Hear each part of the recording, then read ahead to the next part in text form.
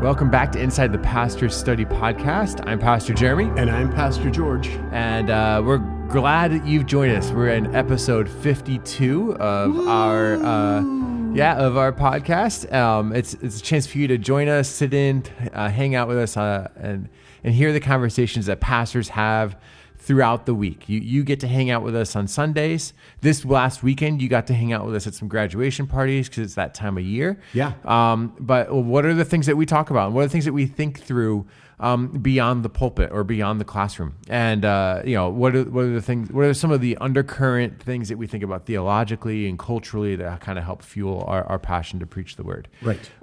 So that's a bit about why we do this podcast, because there's just so many conversations that we would love to have with our congregation that just there's not really a great venue for. It's like to have a Sunday school class, meet at 9 a.m. every Sunday for rants with pastor. Yes. Yeah, but here you are. I like that idea. Ranting with the Reverend. Ranting with the Rev. Oh, that's another $1 million idea right there.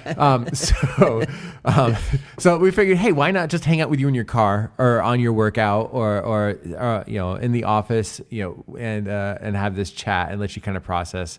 And we don't want this to just be a one-way conversation either.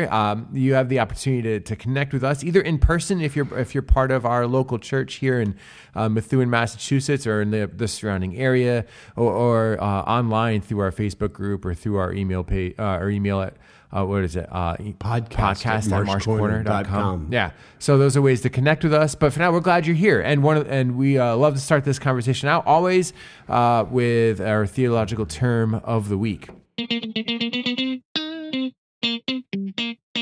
The theological term of the week.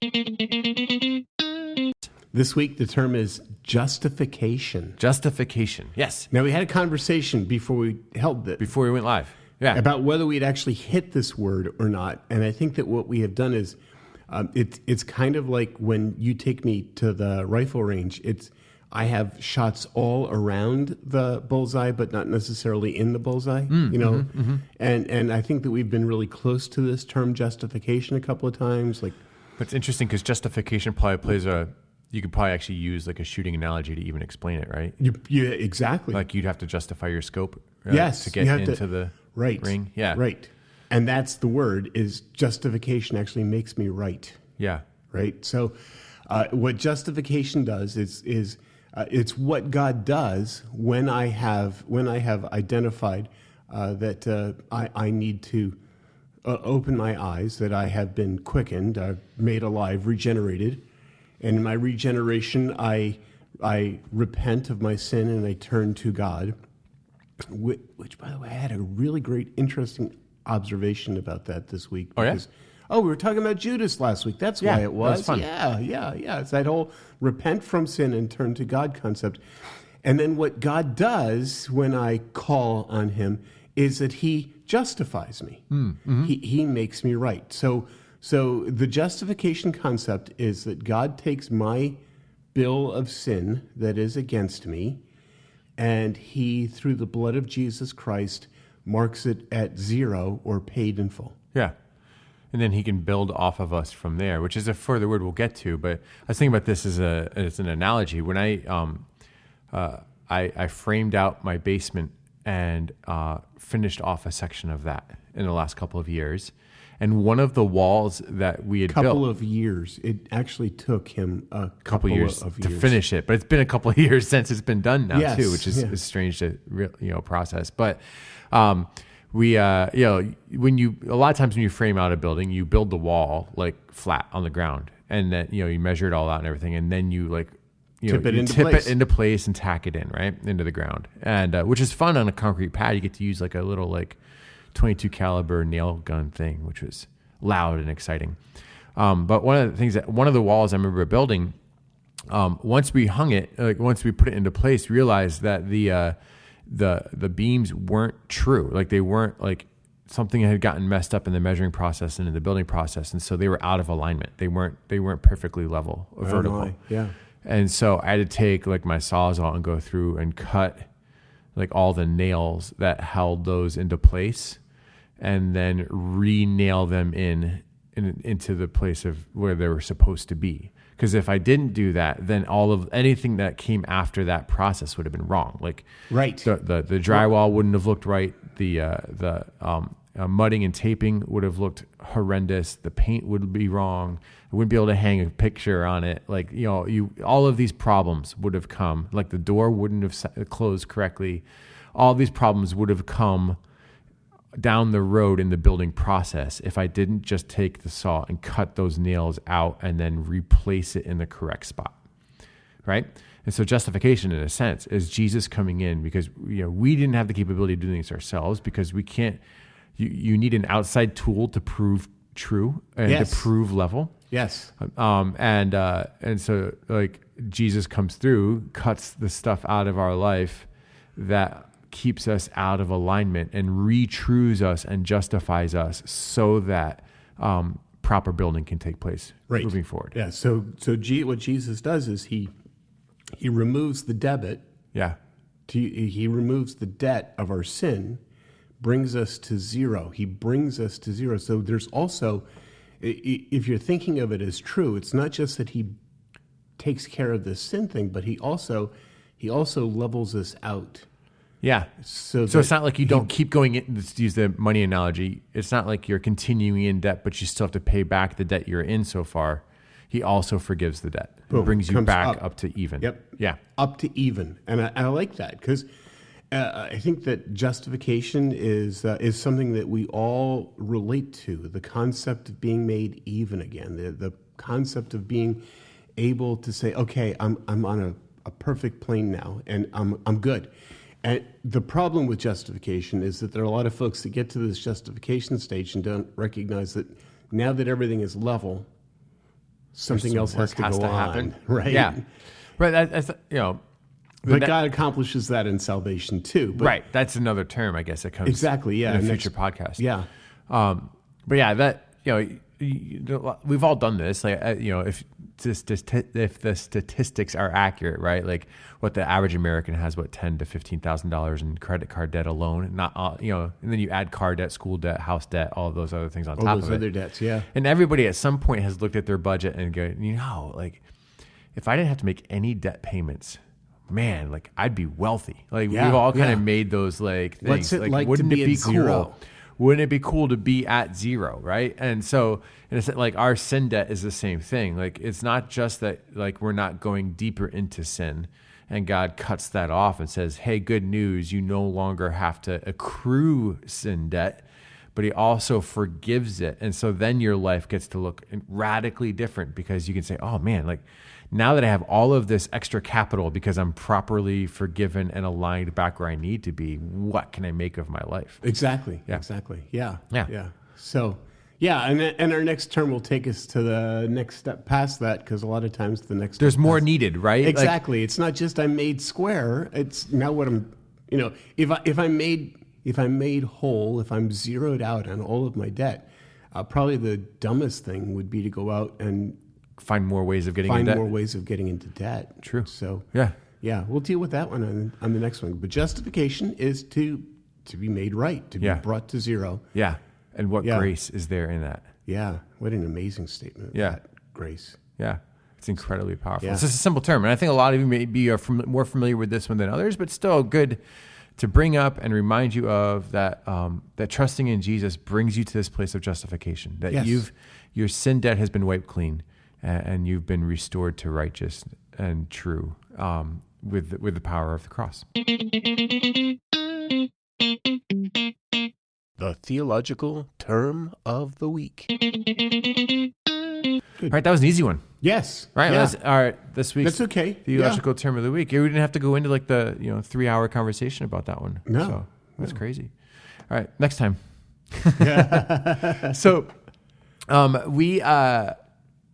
mentioned in the intro to the podcast, we were at a bunch of high school graduation parties this weekend. We have a good crew of seniors, who have graduated and who are stepping into various different paths going forward. A few going off to college, a few going into the workplace. Like it was a great weekend of celebrating that accomplishment of finishing school, and which led to like some thoughts and conversations over the weekend, and then even into the podcast room this morning before we clicked the record button. Yes. And I think there's an interesting thing that happens with our culture where, and all of these teens are now at a space where they're going to have to wrestle with this thing. And so it'd be helpful to kind of work through this morning.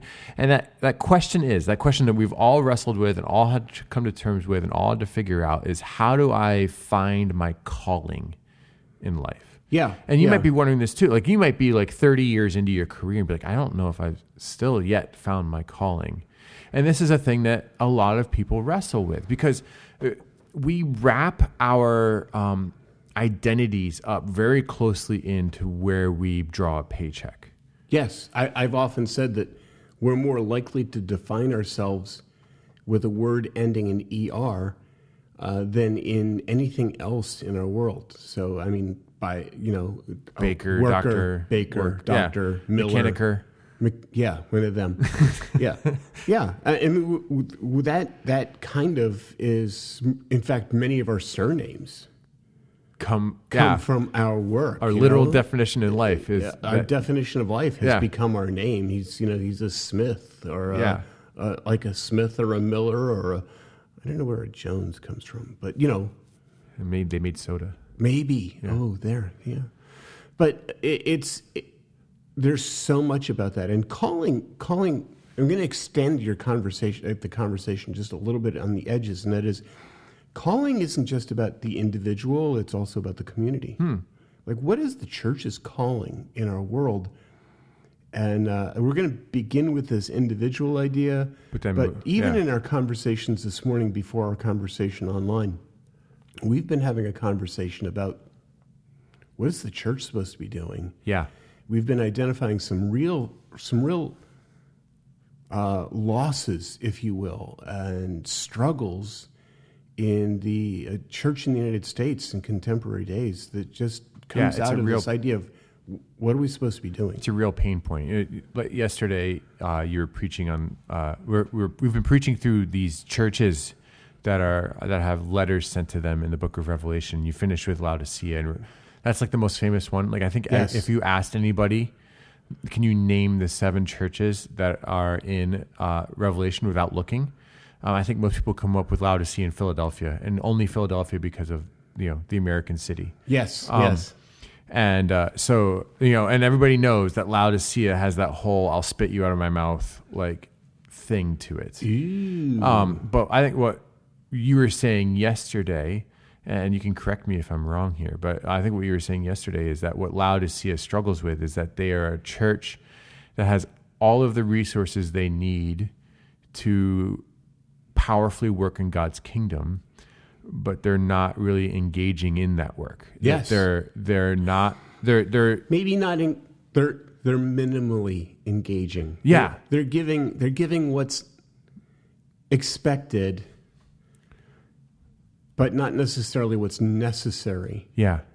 Yeah. And I think that, we were careful in the sermon series to not just say, like, I think one of the ways that pastors have preached this passage before, which it has some validity, I guess, but you always think of like the church ages since Revelation, and like this church age was this particular church style, and then over history we as a global church moved into this style. And a lot of people say like the American church or the global church of the day is in this space of Laodicea, and we preach that almost with a hope. Always. Yeah. We always preach that with like the hope of, well, this is the last one, therefore Jesus should be coming soon. And I'm pretty sure we have been in the age of the church of Laodicea since 50 years after Jesus. I think this is a problem we've always had, and so. It's interesting about that, though. Just another rabbit trail. Yeah. Generationally, I don't see that. I don't see, for example, I don't see that the church that you would call the current 30-somethings and 20-somethings, because they are influencers, big influencers on the church.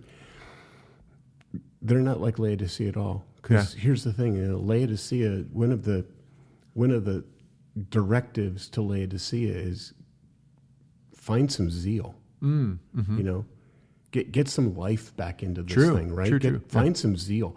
I mean, I see that as the 1960s church, the 1970s church. It was, there was nothing zealous about them. They were now offending a whole bunch of people who thought that their churches were awesome in the 1970s and we'd need to go back there. And no, I mean, they were blah. Yeah. They were really blah. And I think going to our topic of this idea of calling, I think that one of the struggles that the church right now, the church that includes 20-somethings and 30-somethings, is they're trying to be zealous. They're really trying to be zealous. Yeah. But they have no direction on where that's going. They have no idea what their calling is. Yeah. There's this.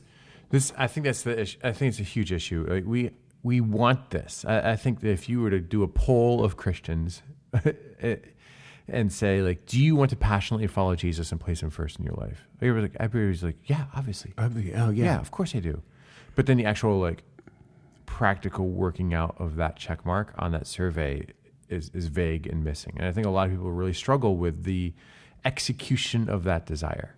So you may have tipped our hand a little bit, though, because I disagree with that the way you phrased that. Oh, good. Okay. Yep. I think that if you ask the question, do you want to passionately love Jesus? That, yes, oh yeah, I want to passionately love Jesus. You know? Yeah. We're going to get into this a lot, and I'm just going to tip the hand and let everybody see it. I think that the issue there is not, do you want to passionately love Jesus, but what you just said. Do you passionately obey Jesus? Do you want to passionately follow Jesus? There's a problem there. Yeah.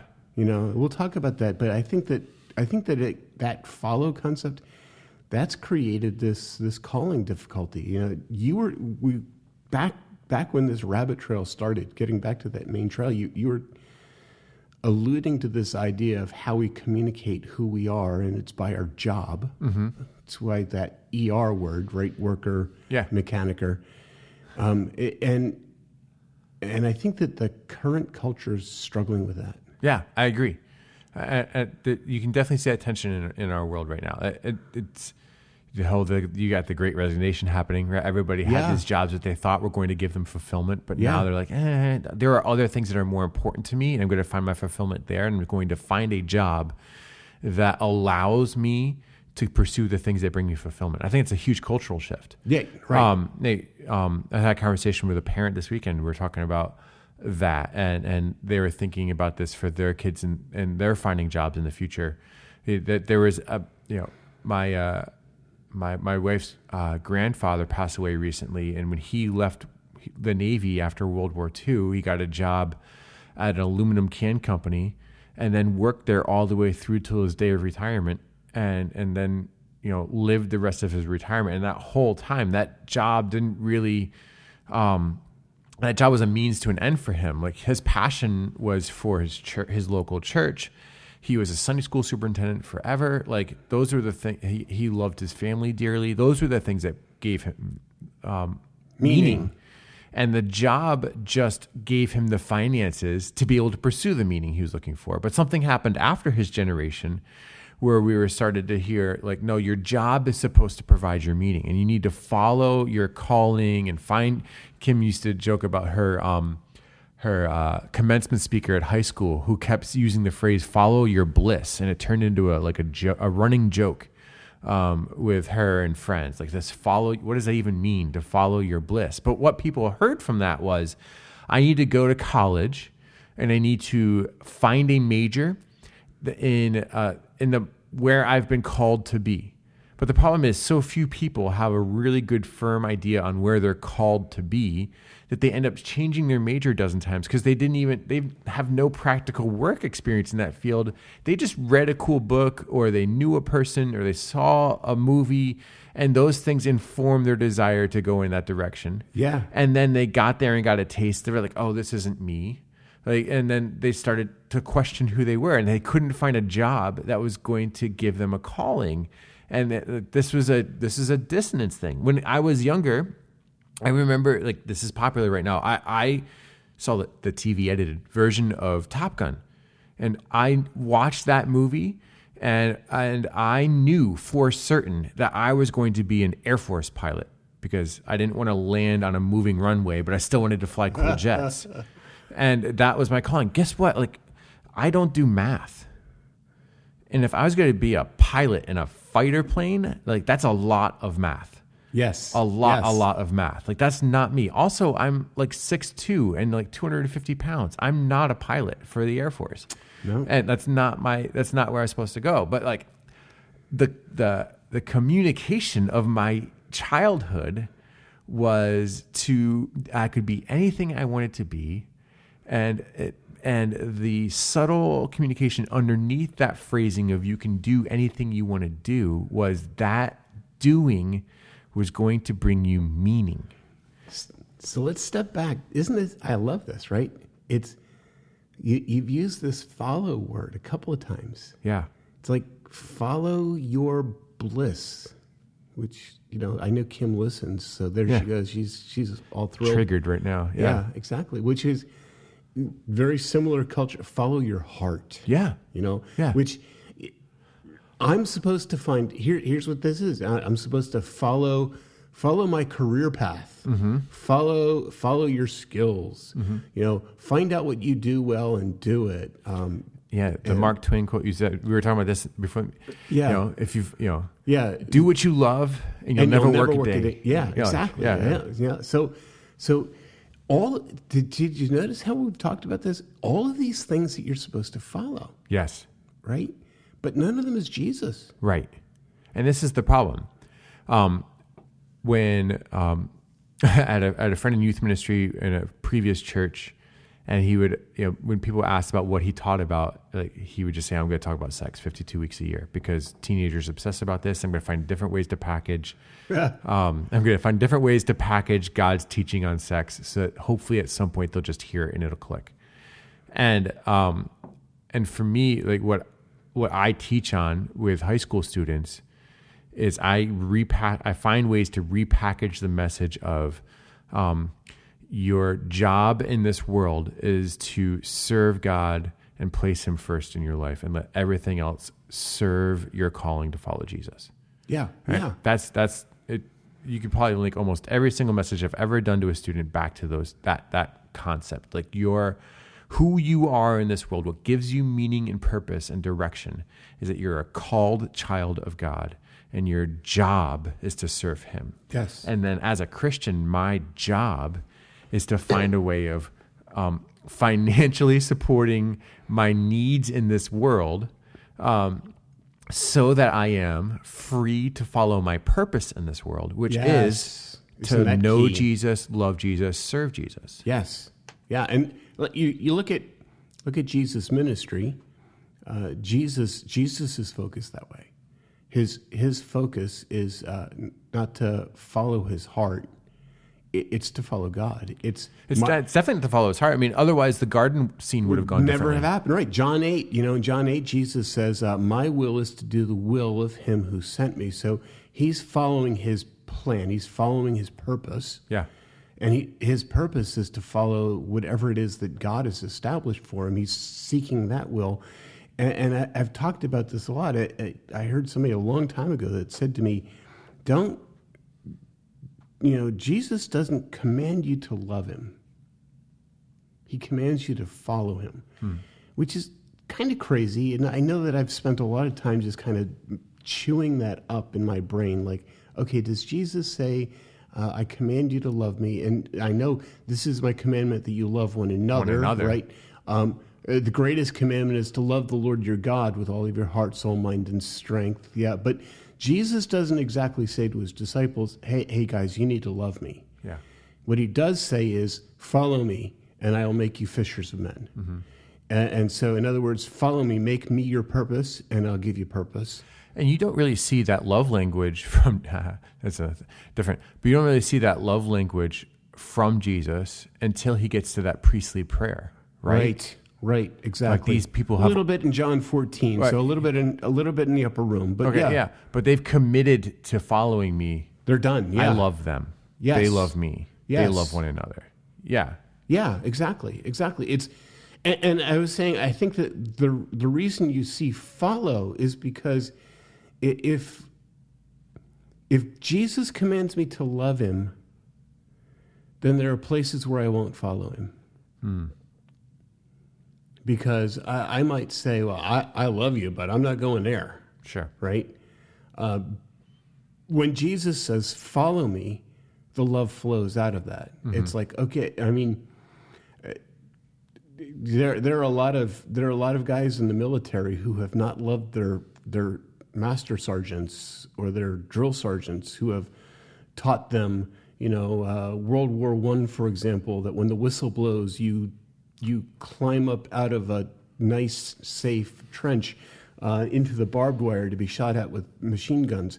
That's not, and that's a guy standing at the top of the rampart waving a rifle or waving a pistol and blowing a whistle and saying, follow me. Mm-hmm. And, 1,000 guys jump up on the rampart and go out after him. That's just crazy. Yeah. You might say, hey, I love you, Sergeant. Come back in here. That's dangerous out there. Yeah. And it's a different mindset. And I think that different mindset of calling, which, here we go. Is it what God is calling me to do, or is it what I'm calling me to do? That whole concept of God calling me to do something may be something that I don't want to do so that I can effectively do something else. Right. And this is where I think our culture has messed us up, and where we really need to spend some time like soul searching here. There are a lot of us who wrestle with where we're supposed to be in this world, and I, you might be listening to this, like if you know my story, like I understood my calling into ministry in high school, and I've pursued that calling ever since out of a love for Jesus, but out of active obedience, because it's not the calling I really wanted, and it's not the direction I had until that calling became clear.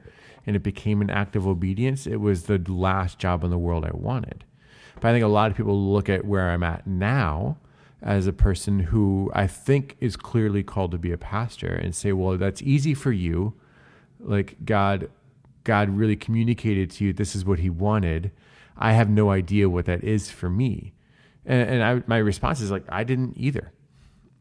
And in fact, the place I ended up is not the place I planned to end up. That's not where I personally wanted to go. I had other job options that I would have rather pursued.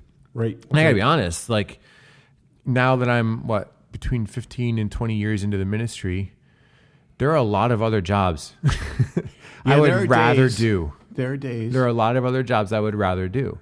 And but I also deeply love Jesus for calling me into the ministry. Yeah, yeah. And I would not be here in this place where I deeply am thankful for Jesus calling me to the ministry if I didn't first say, yeah, I'll follow you there.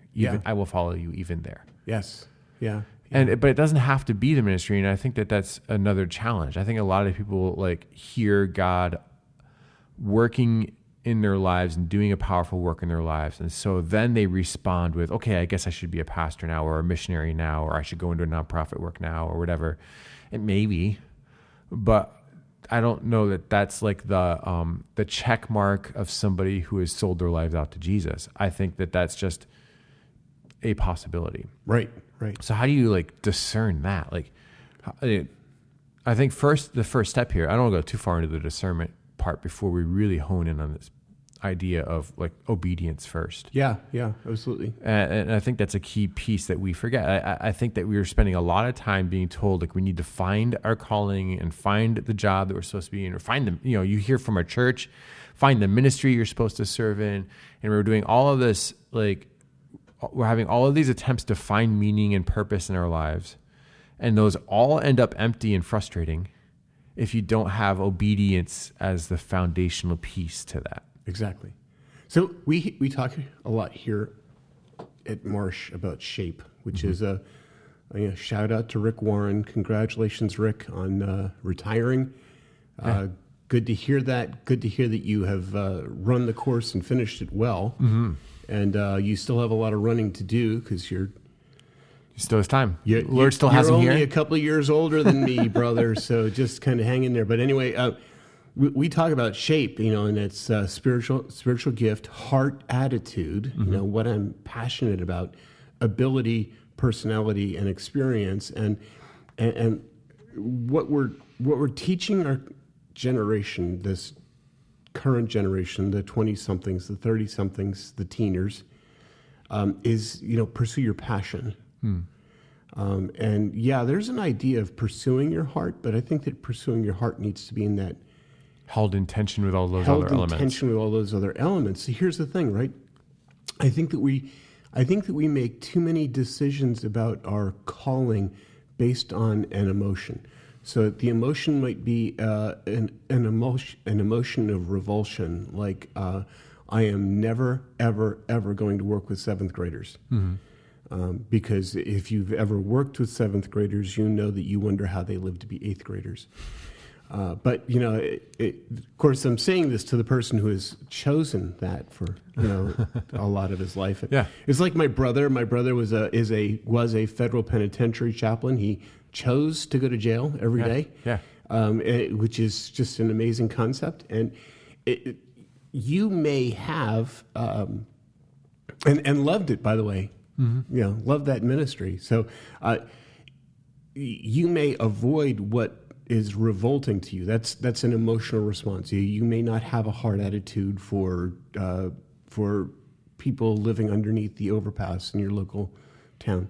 But you may have a heart, a love. So you work on these passions, and a lot of folks are do what you want to do. Do you be you, which is another one of those phrases that just drives me crazy. And you pursue what you want and let God bless it. And sometimes God doesn't bless it. Yeah. That's number one. Number two is sometimes your passions are liars. Mm-hmm. Your emotions are really poor ways of doing things, and you may find that your passion is just based. Your passion could be based on something totally untrue, mm-hmm. Or perceived, and that's wrong. So don't necessarily pursue what you're going to do based upon emotion. Yeah. Don't make your calling about your emotions. Make your calling about what God has given to you. Yeah, God has given us so many ways of processing the world. Like He's designed us as complex human beings. And if we rely on only one channel, that's where we get into trouble. Yes. And emotion is there's this era in history where the Stoics and everything, and moving forward, you have to where the emotions are always liars, and you always have to ignore them. And you end up with these the man out west riding his horse from town to town, he's the American ideal for a long time, and completely unaffected by emotion, always does what's right. Right. And that's dangerous. That's a dangerous place to be too, right? You call that sociopathic. Yes. Yeah. God gifted you with emotions, yes. And they should play a role. But what we're cautioning you against is allowing your emotions to play the role. And I think wisdom, which is what we should all be pursuing in our attempt to live a holy and just life that is obedient to the Lord. Wisdom says that we need to factor in way more into this process of discernment in order to follow Jesus. And here's where we run into a passion issue. It's not just about my career or my job. I've made this passion thing, but even in our churches, I think a lot of times our churches are driven by an emotion of causality. Mm-hmm. I connect with this cause. Yeah. And because I connect with this cause, or as you said in our pre-show, it makes a really good Facebook picture. Yeah. Because I connect with this cause and I have an emotional tie to this cause, therefore this cause must be just, and this is where I'm going to focus all of my energy and all of my work, all of my calling is to right this wrong. Yeah. And emotion is not necessarily true.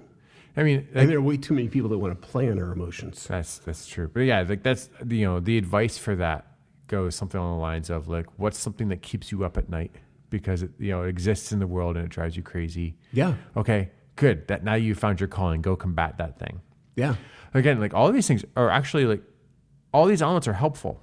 Like if you're sitting there wondering what you're supposed to do in this world, these are good diagnostic questions to ask. But I think the caution and the heart behind this conversation we're having this morning is to say like, hey, let's be really careful to not get so like myopic, so focused on one thing or one element of the conversation that we miss out on what our true calling is. And what you end up with, I think what our culture ends up with is because we get there where like we'll pursue a certain thing that's bothered us until it leaves us empty, and then we'll reel back, and then we'll settle in homeostasis, and then we'll go down a different direction and we'll passionately pursue another ministry until that leaves us empty, and then we'll reel back, and then we'll change jobs and hope that our job gives us some sort of meaning until something goes poorly at work, and then you reel back from that. And then we'll find like a sports team that we'll obsess over, and then we'll find a new hobby that we'll obsess over. Right. And we end up exhausted because we keep running down these empty channels of trying to find purpose and meaning. And all along we get sucked into Facebook. Yeah. That's what happens. You end up numb to it all. Yeah. You end up numb to it all. And so because none of these things have brought you meaning like you hope they would, even though people who you trust and churches that you trust have given you advice in this place, you've ended up not finding meaning in those locations. So you end up sitting on your couch, scrolling social feeds, looking at everybody else pretending to find meaning. Yeah. And totally. You end up exhausted. And so I think that our churches are full of this, of people who are sitting in the pew week to week, who are calling exhausted because you've been told that so many avenues are supposed to give it to you, and none of them have turned out to be helpful or true. And so now you're just sitting there going like, I can't do anything else. Right. I was saying in the pre-show, like, I think that's one of the reasons that COVID messed the American church up so much. Like if we were as a church, if our central mission was to glorify God and orient our lives around obeying what he has for us, then I think the church would have responded to COVID differently through the process. And I think that as a whole, churches would be healthier right now than they are, because people would have said, in this circumstance, how do I obey God and how do I serve him well? Yeah. And rather than obeying other voices, like we would have been in a healthier place. But now we've been again, like that's another thing that is supposed to bring us meaning and purpose that ended up empty. And so now we're in the space of trying to figure out who to trust and what direction to go and what we're supposed to do. And so like my calling to you as as your pastor, even if I'm just like a pastoral voice in your world and you just happen to find us, is to go back to finding out how you can obey Jesus first. Right. Yeah. There was another follow there, but I'm going to be careful. I keep throwing it in there. Yeah. You get all of this stuff, right? Like, we're inundated with follows. Yeah. Because, the world wants to show you everything that you should follow other than Jesus. Yeah. And number one rule, follow Jesus. What does Jesus lead me to? Yeah. Right. Follow Jesus. And I agree. I think that the church is struggling through coming out of COVID because there are so many people who are disillusioned about decisions that had to be made, and you can agree with masks or disagree with masks. You can agree with not having church or disagree with not having church, and no one's asking the question, am I following Jesus? It's more, am I following my passions? Am I following the rules? Am I, what am I following? And the disciples were called to follow Jesus. Yeah.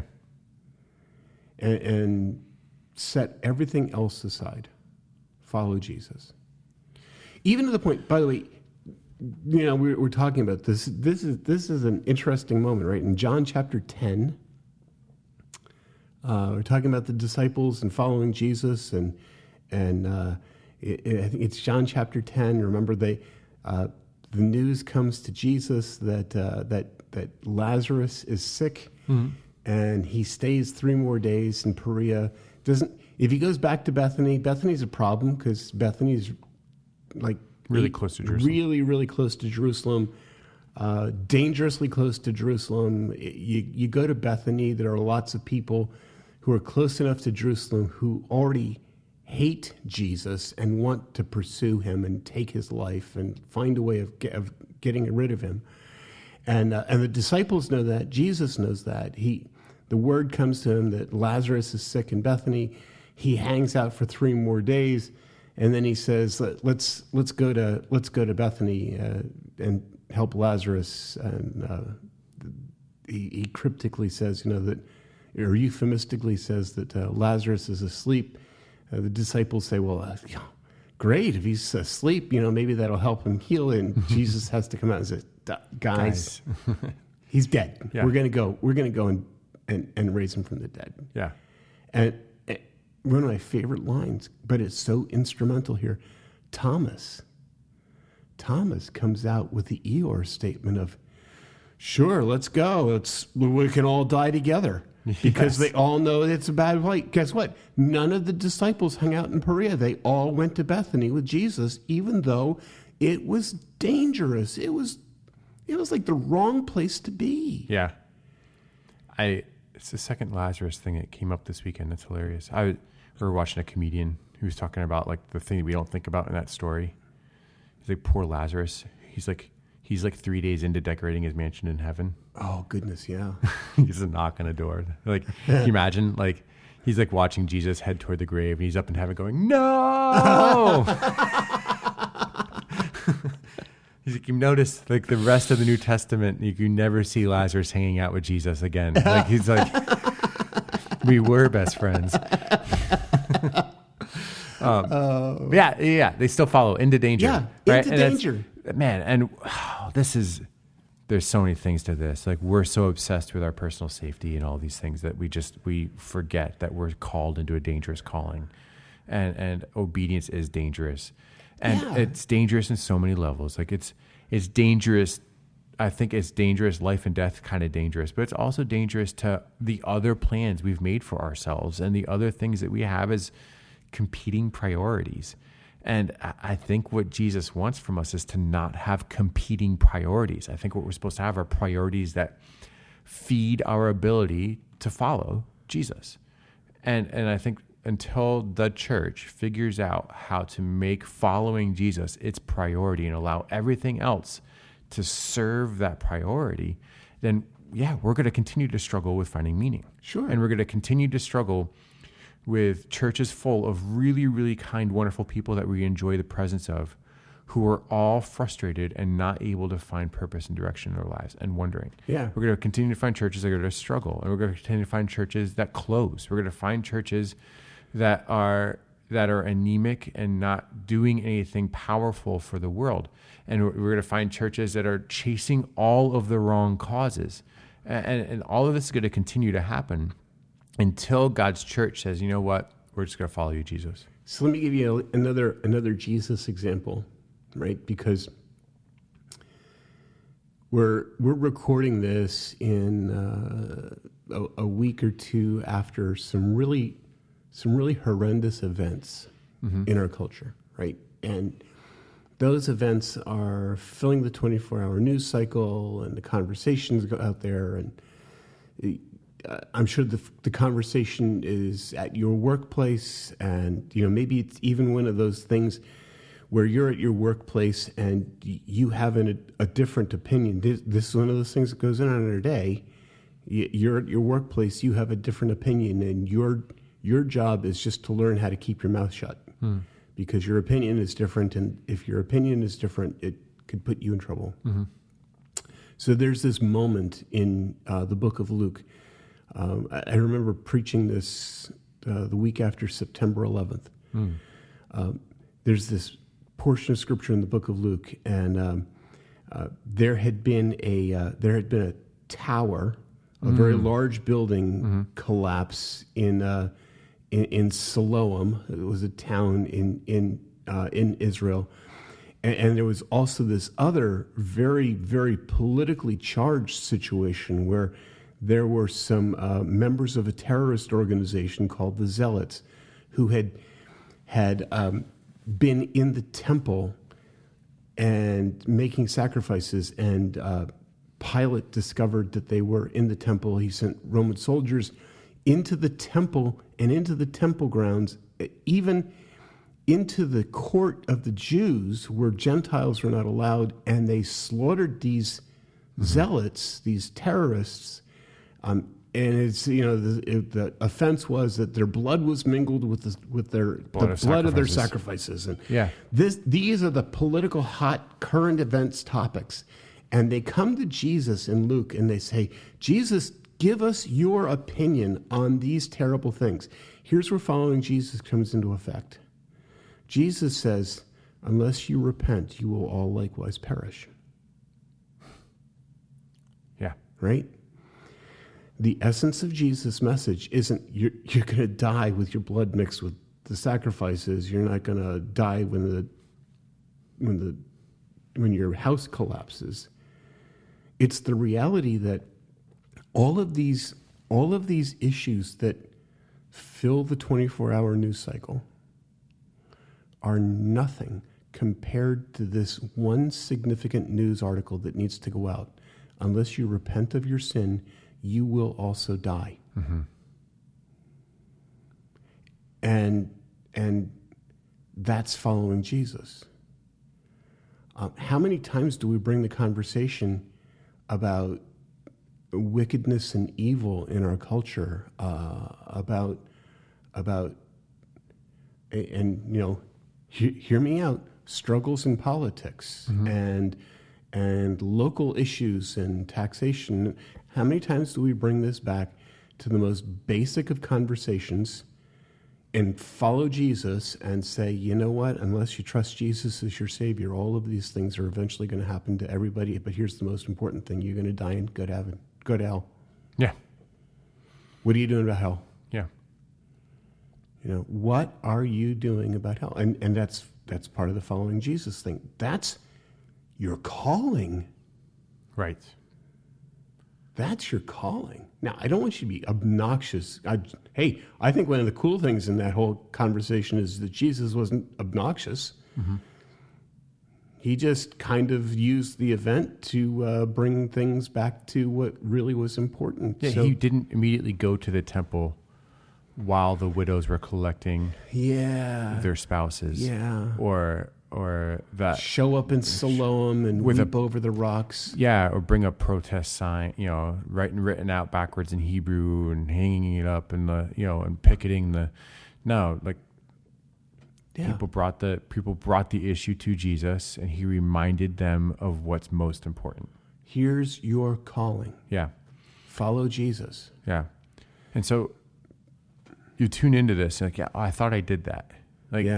I am committed to that. Yeah. I do love Jesus. I show up to church and I do wrestle. I do wrestle with finding my purpose. I felt like I did this already. I do obey Jesus. I feel like I listen to what Scripture says, but I'm still running up against this challenge of finding direction and purpose and meaning in life. What do you say to that?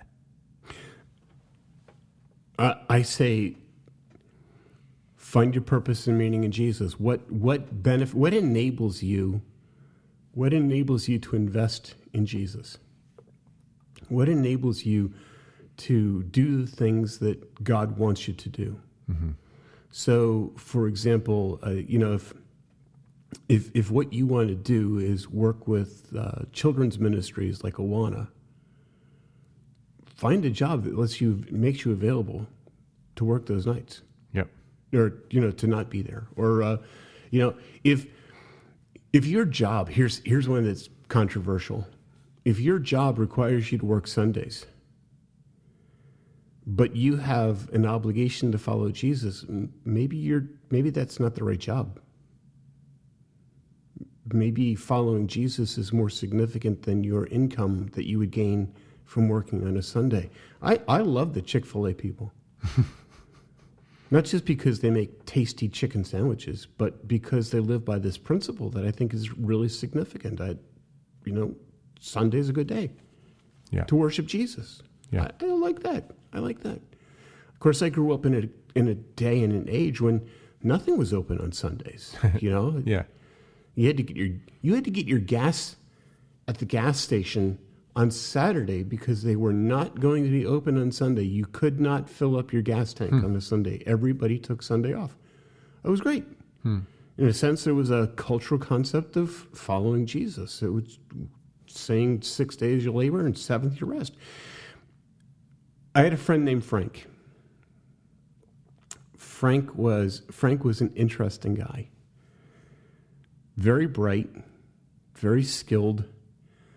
He worked as a janitor in a school. Mm-hmm. And some of you might be saying, but you just told me he was bright and very skilled. Yeah, and he rose. He actually became the head janitor of his school and his school building. But he wouldn't, there was another step above that where you became like head of maintenance for all of the school district, which would have put you in an office, and Frank turned that down because Frank wanted to be in school. Because the thing that Frank loved more than anything else in loving Jesus was he loved children. Absolutely. See, you would walk into the school district, into the school building that Frank worked in, and Frank, the teachers, the principal would identify for Frank the two most troubled students in every single grade. So 16 kids. And Frank, the janitor, would have these 16 children that were his for the year. The principal would just say, Frank, these are the 16 most at-risk students in our school district. Or in our school building, excuse me. Mm-hmm. And Frank would undertake to pray for them, but also to interact with them on a regular basis. Mm-hmm. He knew them. He just developed a relationship with them. And he would lead them to a place where they would actually all of those kids actually graduate from high school. Now, he was in an elementary school, but his task in life was to follow Jesus. Mm-hmm. And following Jesus meant I could do all kinds of things, but God wants me in this school district because it's where I can best affect children for the cause of Jesus Christ. Now, here's the crazy thing. So Frank would take these kids like fourth, fifth grade. He would teach them how to make a wall tile. And they would decorate these wall tiles with something from their life that was significant. And then they would fire the wall tile. And then they would put the wall tile up, and you would go through the school building. And the school building, about 7 feet high up off of the floor, had this row of handmade tiles. And they were all of the students that Frank had an influence on. Frank was not a janitor. Mm-hmm. He was an influencer of people for Jesus Christ. Mm-hmm. Because that was what his calling was. If there was another place for Frank to do that, he would have. In fact, he did. He went and ministered to kids in orphanages in former Russian satellite countries. Mm-hmm. Because these kids were basically locked up in these orphanages and they were never going to get out until they turned 18, and then they would just turn into whatever ugly. Mm-hmm. And Frank saw his ministry as go and give them as much Jesus as I can in a country that doesn't allow me to talk to them about Jesus. Because he was a follower of Jesus. That was everything about him. Great story about Frank. One day he's in church, and I said, Frank, how you doing? He says, I'm terrible. I said, what do you mean? He says, I'm just really, really sick. I said, well, why didn't you stay home?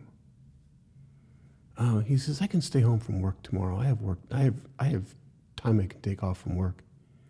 But he said, I just can't take time off from Jesus.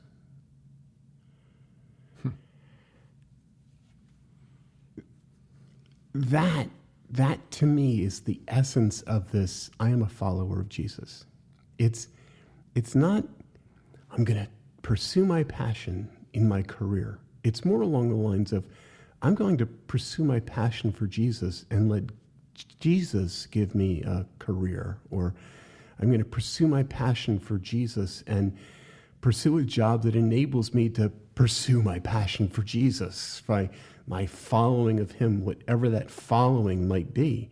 And I think that would change the church, because it would also change the way we see our ministries as churches. We would no longer be focused on the latest hot topic, the latest cool thing, the most amazing cause. It's going to be, am I following Jesus as a church? Am I changing lives? Am I making disciples? Am I planting churches?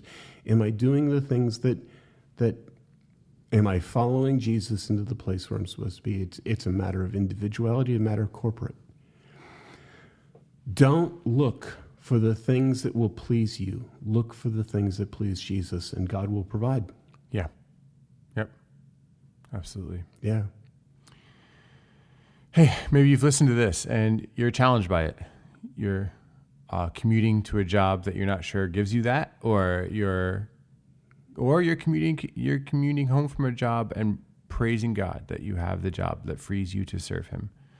But either way, like, this is something worth considering and wrestling with and having conversations with. My recommendation to you listening to this whole thing is to sit with a trusted friend or a spouse or a pastor and ask some of these questions about your passions.